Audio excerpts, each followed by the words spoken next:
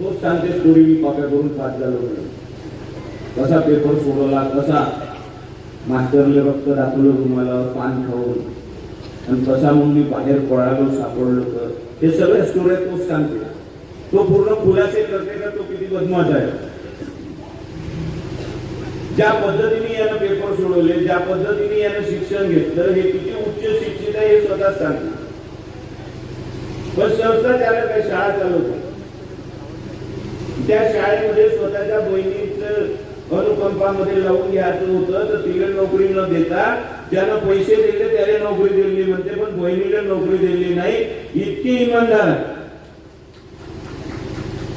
आणि हे आता टीका करून राहिले तर तुम्ही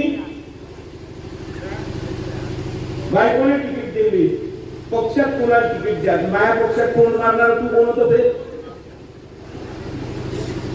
माया पक्षात कोणाला उभं करायचं आहे, कोणाला तिकीट द्यायचे आहे, कोण उमेदवार राहणार आहे, कोण सदस्यासाठी उमेदवार राहील, कोण अध्यक्षासाठी राहील, हे आमच्या पक्षाचा आमचा अंतर्गत प्रश्न आहे.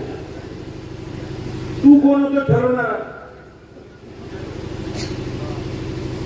पुन्हा काय पॉडकास्ट केला का इंटरव्ह्यू केला म्हणजे जाईल त्या विद्वानाने तिथं सांगितलं म्हणजे या ठाकूराने शिव्याने देऊन राहिला, म्हणजे मी शिवीगाळ करणारा माणूस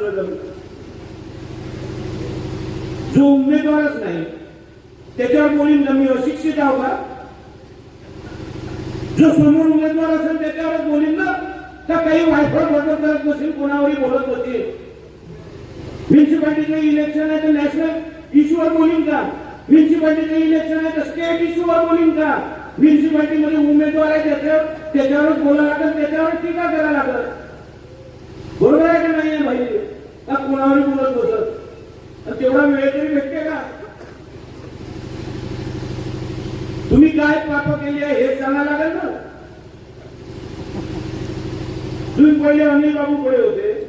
अनिल बाबू पुढे तुम्हाला जाऊन तिथं सदस्य व्हायचं होतं नगरपालिकेचा, तिथं नाही जमलं म्हणून अनिल बाबूला सोडलं. त्याच्यानंतर तुम्ही चरणसिंगकडे गेले.